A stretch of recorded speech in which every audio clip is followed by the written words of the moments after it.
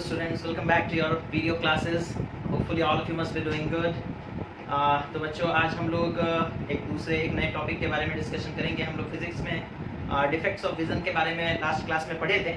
आज के क्लास में बच्चों हम लोग जो दूसरे टाइप का डिफेक्ट होता है जिसे हम लोग हाइपरमेट्रोपिया भी कहते हैं और जिसे हम लोग फार साइटेडनेस भी कहते हैं, ठीक है। तो उसके बारे में हम लोग डिस्कशन करेंगे। लास्ट क्लास में हम लोग मायोपिया यानी कि शॉर्ट साइटेडनेस के बारे में डिस्कशन किए थे, ठीक है। तो बच्चों आज हम लोग डिस्कशन करेंगे हाइपरमेट्रोपिया के बारे में, ठीक है। और जिसे हम लोग क्या कहते हैं, फार साइटेडनेस। फार साइटेडनेस का मतलब होता है बच्चों दूर का दिखना, है ना, दूर का दिखेगा, ओके। तो बेसिकली फार साइटेडनेस या फिर हाइपरमेट्रोपिया कब होता है ना, तो इसका रीजन क्या है, ठीक है, और इसमें होता क्या है, इन सारी चीज़ों को हम लोग डिस्कशन करेंगे। तो पहले देखो, जैसे सपोज कर लो कि हमारा जो आई लेंस है ना, वो बहुत थिन हो गया है, ठीक है, नॉर्मल से ज़्यादा ही थिन हो गया है, ठीक है। So the I lens in this case becomes more thin than normal, okay। Normally जितना थिन होना चाहिए उससे ज्यादा वो थिन हो जाता है, ठीक है। तो इसके वजह से क्या होगा, अगर एक लेंस ज्यादा थिन हो जाएगा, ठीक है, लेंस जितना थिन होगा बच्चों वो उतने दूर में रेज को क्या करेगा, मीट कराएगा, ठीक है। यानी कि उसका फोकल लेंथ बढ़ जाएगा, उसका फोकल लेंथ बढ़ जाएगा। यहाँ से यहाँ तक के डिस्टेंस को हम लोग फोकल लेंथ कहते हैं, ठीक है। तो उसका जो फोकल लेंथ है वो बढ़ जाता है, ठीक है। तो थिक लेंस अगर होता है, ठीक है, लेंस जब थिक हो जाता है बच्चों तो वो लाइट को ज़्यादा बेंड करता है ना, तो फोकल लेंथ घट जाता है, यहाँ से यहाँ तक फोकल लेंथ, है ना। और जब लेंस थिन होता है तो बहुत दूर में मीट करता है, अगर रेज दूर में मीट की तो फोकल लेंथ बढ़ गया, है ना, फोकल लेंथ बढ़ गया, ठीक है। यानी कि हम लोग ये भी कह सकते हैं कि eye lens in this case becomes more thin than normal, और we can say that the power decreases, okay, the power decreases, power of lens, है ना। बिकॉज हम लोग पढ़े हैं बच्चों, power is inversely proportional to focal length. अगर focal length ज्यादा होगा तो पावर कम होगा। देखो जब लेंस पतला हो जाता है तो फोकल लेंथ बढ़ जाता है, फोकल लेंथ बढ़ा मतलब पावर घट गई, ठीक है, लेंस का पावर, ओके। और अगर लेंस हमारा थिक होता है तो फोकल लेंथ छोटा होता है, फोकल लेंथ छोटा है मतलब पावर बड़ा होगा, ठीक है। तो इस तरीके से आप जान सकते हो कि जो यहाँ पर जो सिचुएशन अराइज कर रहा है बच्चों, यहाँ पर क्या हो रहा है ना, लेंस हमारा थिन हो जा रहा है, लेंस हमारा पतला हो जा रहा है, जिसके वजह से फोकल लेंथ बढ़ जा रहा है ना। So the lens becomes thin, okay, and the power decreases, और I can say that the focal length increases, focal length increases, okay, ठीक है, फोकल लेंथ इंक्रीज हो चुका है ना। तो ये सारा चीज होता है हाइपरमेट्रोपिया में। हाइपरमेट्रोपिया में क्या होता है बच्चों, हमारा जो आई लेंस है ना, हमारा जो आई लेंस है वो कैसा हो गया है ना, हमारा आई लेंस जो है वो क्या हो गया, थिन हो गया है, क्या हो गया है, थिन हो गया है, ठीक है। अब जिसके वजह से क्या हो रहा है प्रॉब्लम ना, जिसके वजह से पावर डिक्रीज हो जा रहा है, फोकल लेंथ इंक्रीज हो जा रहा है ना। अच्छा, तो अब देखो इसमें क्या प्रॉब्लम होता है ना, जो जिस इंसान को हाइपरमेट्रोपिया या फार साइटेडनेस हुआ है बच्चों, ठीक है, उसका देखो उसके नियर पॉइंट में प्रॉब्लम हो जाता है ना। उसके नियर पॉइंट में क्या होता है, near point shifts to a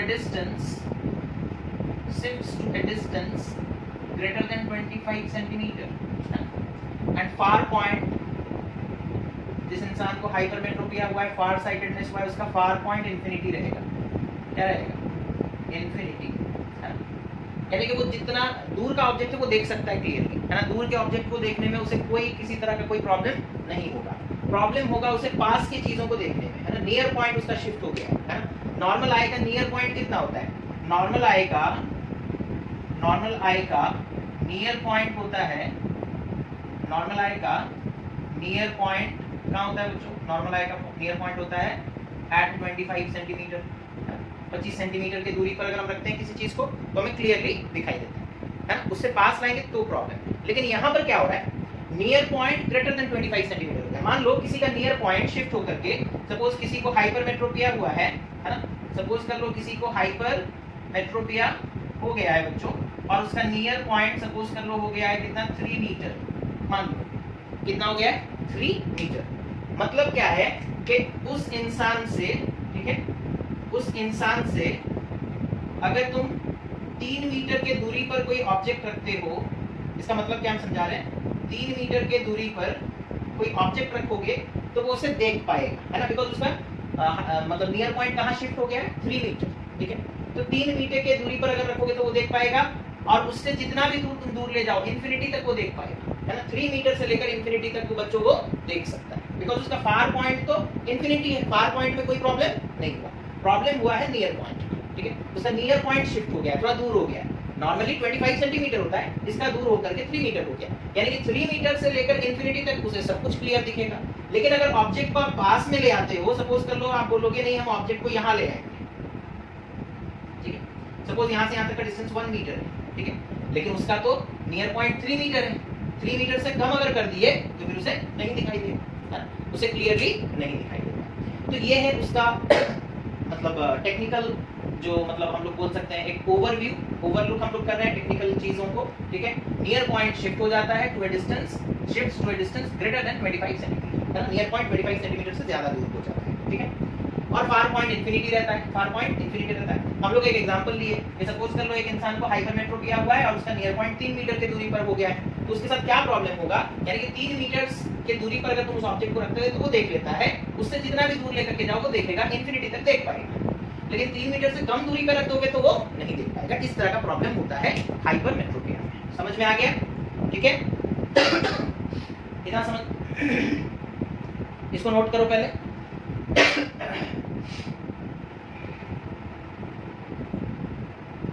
ठीक, अब देखो हम लोग इसका डायग्रामेटिकली देखेंगे कि क्या प्रॉब्लम हो रहा है, ओके। डायग्रामेटिकली हम लोग देखेंगे कि क्या प्रॉब्लम हो रहा है, ठीक है। तो देखो बच्चों, जिन्हें हाइपरमेट्रोपिया होता है, यानी कि जिन्हें फार साइटेडनेस हो जाता है,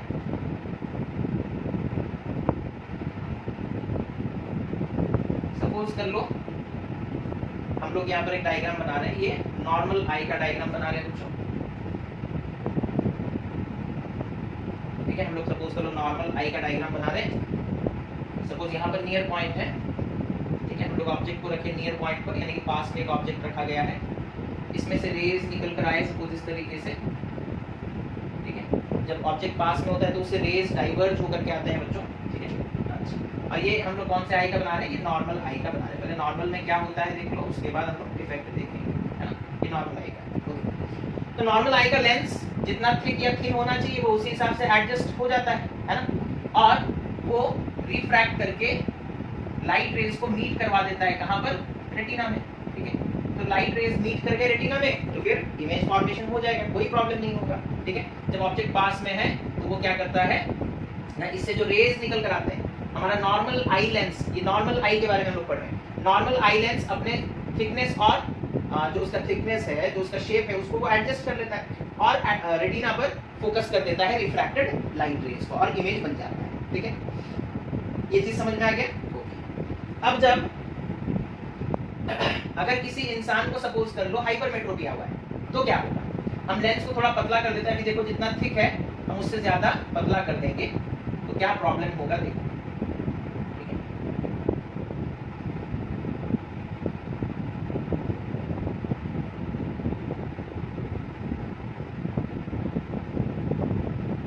लेंस को सपोज कर लो हम लोग थिन कर देंगे, ओके। तो अब क्या होगा, अब क्या सेम अमाउंट का बेंडिंग प्रोड्यूस होगा, नहीं। लेंस अगर थिन हो गया, लेंस अगर पतला हो गया तो फिर जो अमाउंट ऑफ बेंडिंग होता है बच्चों वो भी क्या हो जाता है, कम हो जाता है, यानी कि वो अब कम बेंड करेगा, है ना, लाइट रेज को कम बेंड करेगा। तो इसमें आने वाले लाइट रेज जो टकराएंगे वो उतना ज्यादा बेंड नहीं होंगे, सपोज कर लो इस तरीके से, ठीक है। आफ्टर रिफ्रैक्शन, है ना, क्या प्रॉब्लम हो रहा है, क्योंकि लेंस पतला हो गया, ये हाइपरमेट्रोपिया हुआ ऐसे, है ना, हाइपर मेट्रोपिया, ठीक है। जिससे होगा उसके साथ क्या प्रॉब्लम होगा, लेंस जितना पतला होना चाहिए उससे ज्यादा पतला हो गया, और जिसके वजह से क्या हो रहा है, लाइट बेंड नहीं हो पा रहा ठीक से, और उसे मीट करते करते ऐसा हम लोगों को मतलब ऐसा होगा कि वो रेटिना तक पहुंच जाएगा लेकिन लाइट रेज मीट नहीं कर पाएंगे, बिकॉज बेंडिंग क्या हो रहा है, कम गया है ना, बिकॉज लेंस पतला हो गया है। लेंस पतला हो जाने की वजह से बेंडिंग प्रॉपर नहीं हो पा रहा है, और अगर बेंडिंग सही तरीके से नहीं होगा तो फिर क्या हो जाएगा ना, लाइट रेज रिफ्रैक्ट करके जाते रहेंगे लेकिन रेटिना तक भी वो मीट नहीं कर पाएंगे। जब ऐसा होगा तो हम लोग बोलेंगे इस इंसान को हाइपरमेट्रोपिया हो गया, है ना। अब इसका करेक्शन है, हाइपरमेट्रोपिया का करेक्शन कैसे करेक्ट करेंगे? देखो प्रॉब्लम क्या है कि बेंडिंग कम हो रहा है, हम लोगों को बेंडिंग बढ़ाना है, यानी कि कन्वर्ज करना है रेज को, है कि ना? क्या करना है? कन्वर्ज करना है। देखो लाइट अगर ऐसे आया था, अगर ठीक अमाउंट से बेंड होता तो हो सकता है वो यहाँ पर मीट कर जाता, लेकिन बेंडिंग कम हो गया, वो ज्यादा बेंड नहीं हो रहा है, इसी वजह से वो मीट नहीं कर पा रहा रेटिना तक। तो हमारा काम क्या है? हमें बेंडिंग को बढ़ाना है, हमें रेज को कन्वर्ज करना है, और कन्वर्ज करने के लिए कौन सा लेंस हम लोग यूज करते हैं बच्चों? That is convex lens. तो हम लोग क्या करेंगे ना, हाइपरमेट्रोपिया अगर हमें करेक्ट करना है तो हम लोग क्या करेंगे ना, आई से पहले एक कॉन्वेक्स लेंस लगा देंगे ऑफ प्रॉपर व्हाट पावर, है ना, प्रॉपर पावर, ठीक है। ओके, अब यहां से जो रेज आ रहा था, ठीक है, वो अब ऐसे नहीं जाएगा, वो पहले ही थोड़ा बेंड हो जाएगा, है ना, यहीं से बेंडिंग स्टार्ट हो गया, ये थोड़ा सा बेंड कर दिया, फर्दर बेंडिंग ये कर देगा, तो दोनों मिलकर बेंड करेंगे तो लाइट रेज रेटिना पर मीट करेंगे। लाइट रेज क्या कहां मीट कर जाएंगे? रेटिना पर मीट करेंगे, ठीक है। तो हम लोगों को बेंडिंग को बढ़ाना था बच्चों, कन्वर्ज करना था रेज को, इसीलिए हम लोगों ने क्या किया ना, इसी के लिए हम लोगों ने एक कॉन्वेक्स लेंस का हेल्प लिया। कॉन्वेक्स लेंस क्या करेगा? थोड़ा सा बेंडिंग वो प्रोवाइड कर देगा, है ना, थोड़ा सा बेंडिंग वो प्रोवाइड कर देगा, और फर्दर बेंडिंग कौन करेगा? आई करेगा, है ना, फर्दर बेंडिंग कौन करेगा? आई। अब ये आई लेंस जो है, अब ये क्या करेगा ना, अब रेज को इस तरीके से बेंड करेगा कि वो जाकर मीट कर जाए रेटिना पर, और अगर रेटिना पर मीट कर गए तो फिर क्या होगा ना,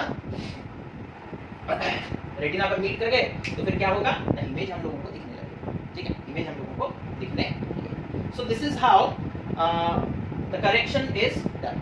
ओके, तो यहाँ पर जो कॉन्वेक्स लेंस लेंगे हम लोग, वो सुइटेबल पावर का होना चाहिए, सुइटेबल फोकल लेंथ बोलो और पावर बोलो, सुइटेबल फोकल लेंथ और पावर, मतलब यहाँ पर हम लोग अलग अलग कॉन्वेक्स लेंस रखेंगे। पहले देखेंगे कि हाँ ठीक है, अभी भी थोड़ा ब्लर दिखाई दे रहा है, फिर लेंस यहाँ पर चेंज करेंगे, यहाँ पे लेंस को चेंज करते करते एक ऐसे लेंस हम लोग चूज करेंगे जिसको पुट करते ही हमारा इमेज पूरा क्लियर दिखा, मतलब हमारा इमेज रेटिना पर बन गया, ठीक है। तो इस तरीके से बच्चों यहाँ पर हम लोग कन्वेक्स लेंस का यूज करते हैं, ठीक है। अच्छा, कन्वेक्स लेंस से जो जैसे सपोज, ठीक है, सपोज कर लो ये जो हाइपरमेट्रोपिया जिस इंसान को हुआ था उसका नियर पॉइंट शिफ्ट होकर के कहाँ चला गया था ना, सपोज कर लो 2 मीटर पर चला गया था, ठीक है, कहाँ चला गया था? नियर पॉइंट शिफ्ट होकर के 2 मीटर। तो ये कन्वेक्स लेंस जब हम लोग यूज करते हैं ना बच्चों, ये जो कन्वेक्स लेंस, इसका ये देखो ये रिफ्रैक्टेड रेज है, ठीक है। तो ये कन्वेक्स लेंस ऐसा होना चाहिए कि अगर इसके रिफ्रैक्टेड रेज को तुम बैकवर्ड एक्सटेंड करो, इसके रिफ्रैक्टेड रेज को अगर तुम बैकवर्ड एक्सटेंड करो तो वो वर्चुअली मीट होते हुए दिखेंगे कहां पर? 2 मीटर पर, जो कि उसका डिफॉल्ट वाला यानी कि फॉल्टी नियर पॉइंट है ना। ये तो 25 सेंटीमीटर जो है बच्चों वो क्या है? ये नॉर्मल नियर पॉइंट है, इंसान का नॉर्मली नियर पॉइंट 25 सेंटीमीटर, लेकिन इस इंसान को हाइपरमेट्रोपिया हो गया है और उसका फॉल्टी नियर पॉइंट, ठीक है, फॉल्टी नियर पॉइंट कहां है? 2 मीटर पर, यानी कि अगर 2 मीटर पर कोई ऑब्जेक्ट है तो वो उसे देख सकता है ना, वो क्या कर सकता है? देख सकता है। तो ये जो कन्वेक्स लेंस हम लोग यूज किए हैं, ये क्या करेगा ना, अगर तुम देखोगे इसका जो रिफ्रैक्शन ये प्रोड्यूस करेगा, है ना, लाइट रेज यहाँ से निकल कर आए, रिफ्रैक्ट किए, अब इस रिफ्रैक्टेड रेज को अगर तुम बैकवर्ड एक्सटेंड करते हो तो वो कहां पर लाइट रेज को मीट करता हुआ दिखेगा? 2 मीटर पर, जो कि उसका फॉल्टी नियर पॉइंट। अगर 2 मीटर पर एक वर्चुअल इमेज बन गया, अगर 2 मीटर पर एक वर्चुअल इमेज बन गया, तो इस वर्चुअल इमेज को देख सकता है ना वो इंसान, है ना। तो इस तरीके से भी तुम समझ सकते हो, जो पहले समझाया गया वो भी एक तरह का कंसेप्ट है, जो अभी बताया जा रहा है वो भी एक तरह का कंसेप्ट है। ओके, तो ये हो गया बच्चों तुम्हारा हाइपरमेट्रोपिया और फार साइटेडनेस, ठीक है। अब हम लोग देखेंगे हाइपरमेट्रोपिया किन किन कारणों की वजह से होते हैं, ठीक है, कौन सा लेंस यूज करते हैं हम लोग हाइपरमेट्रोपिया करेक्ट करने के लिए, दैट इज कन्वेक्स लेंस, ठीक है। ओके, अब देखो, अब हम लोग बात करेंगे cause of hypermetropia. Cause of hypermetropia क्यों होता है? तो एक रीजन तो हम लोग डिस्कशन कर ही चुके हैं, that is the eye lens becomes less thin, okay, or becomes more thin or becomes thinner, ठीक है, पतला हो जाता है। या फिर हम ऐसे भी बोल सकते हैं कि the eye lens, okay, the curvature of the eye lens decreases, the curvature of the eye lens decreases. Okay. तो अगर कर्वेचर आई लेंस का कर्व, यानी कि एक थिक लेंस है तो वो ज्यादा कर्व है, एक पतला लेंस है तो उसका कर्व कम है, तो कर्व कम हो गया मतलब लेंस पतला हो गया, अल्टीमेटली वही बताना चाह रहे हैं, है ना। तो कर्वेचर अगर डिक्रीज हो गया किसी इंसान के आई का, मतलब आई लेंस का, तो उसे हाइपरमेट्रोपिया हो जाएगा, है ना। ओके, इसे हम लोग और किन किन तरीके से लिख सकते हैं? फोकल लेंथ इंक्रीज हो जाएगा, कर्वेचर अगर डिक्रीज हो गया, हम लोग अभी ऑलरेडी दिखा चुके हैं बिगनिंग में ही, तो फोकल लेंथ क्या हो जाता है? फोकल लेंथ इंक्रीज कर जाता है, ठीक है, फोकल लेंथ इंक्रीज कर जाता है और पावर डिक्रीज कर जाता है। तो अलग अलग तरीके से वो क्वेश्चन पूछ सकते हैं हमसे, है ना। वो तुमसे पूछेगा कि एक इंसान को हाइपरमेट्रोपिया हो गया है तो उसका लेंस का जो शेप है वो कैसा हो गया है, कैसा हो गया होगा। ऑप्शन में सपोज दिया होगा the lens has become more thick, option में दिया होगा the lens has become more thin. Okay, तो हमारा ऑप्शन क्या होगा? The lens has become more thin. Okay, उसी तरीके से अगर सपोज हमसे पूछेगा कि एक इंसान को हाइपरमेट्रोपिया हो गया है और वो पूछेगा तुम बताओ कि उसका जो आई लेंस है उसका कर्वेचर इंक्रीज हुआ या उसका कर्वेचर डिक्रीज हुआ या फिर उसका कर्वेचर नॉर्मल है, तो हमारा आंसर कर्वेचर के हिसाब से अगर पूछेगा तो curvature of the eye lens decreases, है ना, हैज डिक्रीज्ड। ओके, अगर हमसे पूछेगा कि एक इंसान को हाइपरमेट्रोपिया हुआ है, ठीक है, तो उसका फोकल लेंथ, आई लेंस का फोकल लेंथ बढ़ा होगा या घटा होगा? तो इंक्रीज हुआ होगा, है ना, बिकॉज लेंस पतला हो गया। लेंस पतला होने की वजह से बेंडिंग घट गया, यानी कि अब जो लाइट रेज है वो प्रिंसिपल एक्सिस को बहुत दूरी पर जाकर मीट करेगा, तो फोकल लेंथ तो बढ़ जाएगा, है ना। अगर मोटा लेंस होता तो वो लाइट को ज्यादा बेंड कराता और लाइट पास में ही मीट कर जाता, तो फोकल लेंथ कम होता, फोकल लेंथ कम होता। तो हम बोल रहे हैं कि आई लेंस थिन हो जाता है, पतला हो जाता है, यानी कि कर्वेचर घट जाता है, कर्व जो है वो घट गया, इसका कर्व देखो ज्यादा है, इसकी थोड़ा कम कर्व है, इसका कर्व ज्यादा है, तो थिन लेंस का कर्व कम होता है, ठीक है। फोकल लेंथ इंक्रीज कर जाता है ना, पतले लेंस का फोकल लेंथ ज्यादा होता है, मोटे लेंस का फोकल लेंथ कम होता है। पावर डिक्रीजेस, जिसका फोकल लेंथ ज्यादा हो गया, पावर और फोकल लेंथ का रिलेशन क्या है? Power is inversely proportional to focal length, तो फोकल लेंथ अगर बढ़ गया तो पावर घट गया, ठीक है। तो ये सारे पॉइंट्स हो सकते हैं। और दूसरा पॉइंट क्या होगा बच्चों? तो ये चीज समझ में आ गया होगा आप लोगों को, ठीक है। दूसरा point, what is the cause, है ना, shortening of the eye ball, shortening of the eye ball, ठीक है, shortening of the eye ball. किसी के आंख का जो मतलब आई बॉल है ना, उसका साइज अगर छोटा हो गया, जैसे सपोज कर लो एक आई बॉल है इस तरीके से, इसका लेंथ सपोज कर लो ठीक है, लेकिन आई बॉल का ही साइज छोटा है ना। आई बॉल का नॉर्मल साइज कितना होता है? 2.3, और सपोज कर लो आई बॉल का नॉर्मल साइज कितना होता है? सपोज कर लो आई बॉल का नॉर्मल डायमीटर कितना होता है बच्चों? 2.3 सेंटीमीटर। और सपोज कर लो एक इंसान है, उसके आई बॉल का डायमीटर कितना है? 2.0 सेंटीमीटर, यानी कि 2 सेंटीमीटर। तो आई बॉल का साइज छोटा है। अब यहाँ पर अगर पास से कोई रेज निकल कर आते हैं, सपोज कर लो यहाँ पर मीट कर रहे हैं, मतलब अगर आई बॉल 2.3 सेंटीमीटर का होता तो इमेज तो रेटिना पर बनता, लेकिन आई बॉल का साइज छोटा हो गया, जिसके वजह से क्या हो रहा है ना, यहाँ पर रेटिना आगे आ गया। रेटिना अगर नॉर्मल आई बॉल होता तो साइज इतना बड़ा होता, लेकिन इसके आई बॉल का ही साइज छोटा है, तो ये प्रॉब्लम होता है ना। तो जो रेज निकल कर आ रहे हैं वो तो ठीक तरीके से बेंड हो रहा है, लेंस ठीक से काम कर रहा है, लेकिन आई बॉल का ही साइज छोटा हो गया, ठीक है। तो ये भी एक प्रॉब्लम हो सकता है, जिसकी वजह से इंसान को हाइपरमेट्रोपिया हो सकता है। तो इस चीज को नोट डाउन कर लो। ओके बच्चों, तो ये हो गया। इसके बाद जो नेक्स्ट टॉपिक है हमारा, दिस इज हाइपरमेट्रोपिया, ये खत्म हुआ। इसके बाद है बच्चों प्रेसबायोपिया, ठीक है। तो प्रेसबायोपिया में हम लोगों को डायग्राम रिलेटेड कुछ नहीं पढ़ना है, प्रेसबायोपिया में सिर्फ थ्योरी है बच्चों, ठीक है। जो प्रेसबायोपिया है वो किस कारण से होता है वो हम लोगों को जानना है, ओके। और उसके लिए हम लोग कैसे मतलब उसे क्या बोलते हैं, कोशिश कर सकते हैं उसे ठीक करने का, वो भी हम लोगों को देखना है, ठीक है। तो next defect that is presbyopia, ठीक है। ठीक है, जो प्रेसबायोपिया क्या होता है ना, जैसे जैसे इंसान का उम्र होने लगता है, जैसे जैसे वो ओल्ड एज की तरफ जाता है ना, तो जो सीलियरी मसल्स हैं, जो सीलियरी मसल्स होते हैं बच्चों, सीलियरी मसल्स आप लोगों को याद होगा, इस तरीके के मसल्स होते हैं जो अटैच रहते हैं किसके साथ ना, लेंस के साथ अटैच रहते हैं, ठीक है, लेंस के साथ अटैच रहते हैं, ऊपर से और नीचे से दोनों तरफ से अटैच रहते हैं। अगर ये खींचेंगे तो लेंस पतला हो जाएगा, ये अगर कॉन्ट्रैक्ट करेंगे तो लेंस मोटा हो जाएगा, है ना। तो बेसिकली वो लेंस के शेप को हम लोग मतलब पहले या दूसरे क्लास में डिस्कशन किए थे, डिफरेंट पार्ट्स ऑफ आई और उनके फंक्शन, तो सीलियरी मसल्स का फंक्शन हम लोग डिस्कशन किए थे। सीलियरी मसल्स जनरली क्या करते हैं ना, shape and size of eye lens, इसे वो लोग कंट्रोल करते हैं, है ना, controls the shape and size of eye lens. ठीक है, तो ये लेंस अगर सपोज कर लो तो इसके शेप एंड साइज को ये ऊपर में और नीचे में सीलियरी मसल्स होते हैं, ये लोग कंट्रोल करते हैं। ये अगर खींचेगा तो ये लेंस पतला हो जाएगा, ये अगर कॉन्ट्रैक्ट करेगा तो फिर लेंस जो है वो थिक हो जाएगा। तो इस तरीके से वो लेंस के शेप एंड साइज को कंट्रोल करते हैं। बट जैसे जैसे बच्चों हमारा एज होता है, ciliary muscles becomes weak, okay, becomes weak with age, okay, उम्र के साथ साथ हमारे सीलियरी मसल्स जो हैं वो वीक हो जाते हैं। तो ये एक कारण हो गया। अगर सीलियरी मसल्स वीक हो गए तो फिर वो लेंस के शेप एंड साइज को ठीक तरीके से कंट्रोल नहीं कर पाएंगे। यानी कि जैसे सपोज कर लो आप किसी दूर वाले ऑब्जेक्ट को देखना चाहते हो, लेकिन सीलियरी मसल्स जो है वो क्या, वो थिन नहीं हो रहा है।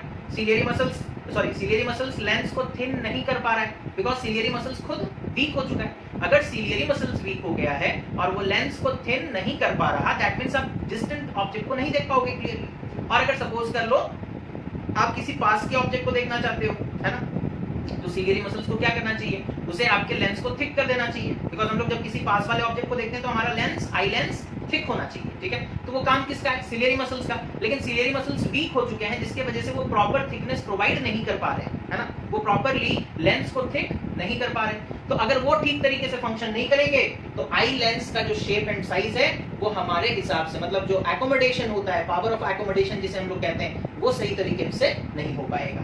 तो ciliary muscles becomes weak with age and therefore the eye loses its property of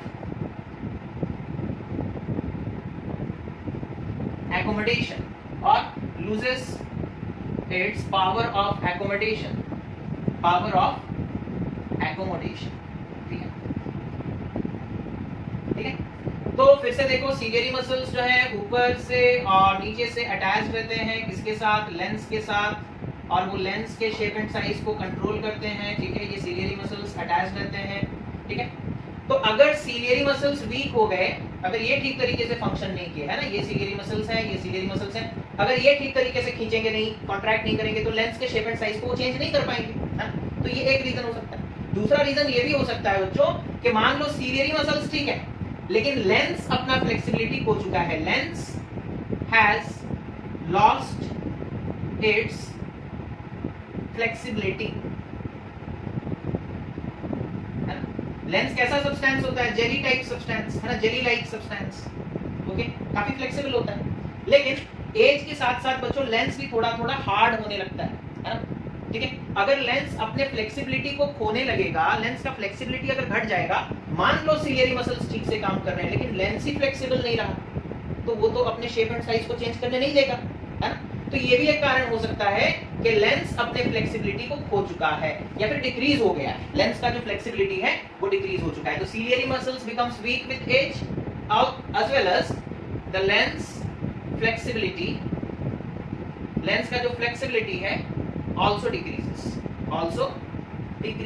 तो ये दो कारण हो गए, है ना। एक हो गया सीलियरी मसल्स का वीक होना, ठीक है, सीलियरी मसल्स का वीक होना, और दूसरा लेंस का फ्लेक्सिबिलिटी डिक्रीज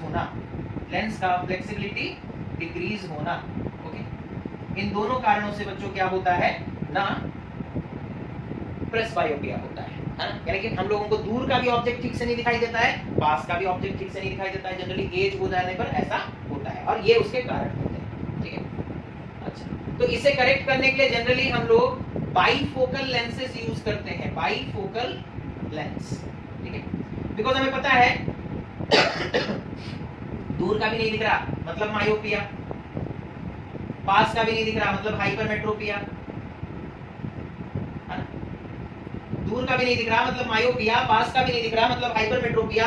मायोपिया को करेक्ट करने के लिए कॉनकेव लेंस यूज करते हैं, और हाइपरमेट्रोपिया को करेक्ट करने के लिए कॉन्वेक्स लेंस यूज करते हैं। अब क्योंकि दोनों ही बीमारी साथ में हो गया है ना, प्रेसबायोपिया जो है उसमें दोनों ही बीमारी है ना, दोनों डिजीज एक ही तरह के, मतलब उसी तरह के डिजीज है ना, मायोपिया और हाइपरमेट्रोपिया जैसे डिजीज हो गए हैं साथ में, तो हमें कॉन्केव लेंस यूज करना पड़ेगा दूर के चीजों को देखने के लिए, कॉन्वेक्स लेंस यूज करना पड़ेगा तो पास के चीजों को देखने के लिए। तो जिन्हें बच्चों प्रेसबायोपिया होता है उनके स्पेक्स में, उनके स्पेक्टेकल्स में दो लेंस होते हैं, कॉन्केव भी होता है और कॉन्वेक्स भी होता है।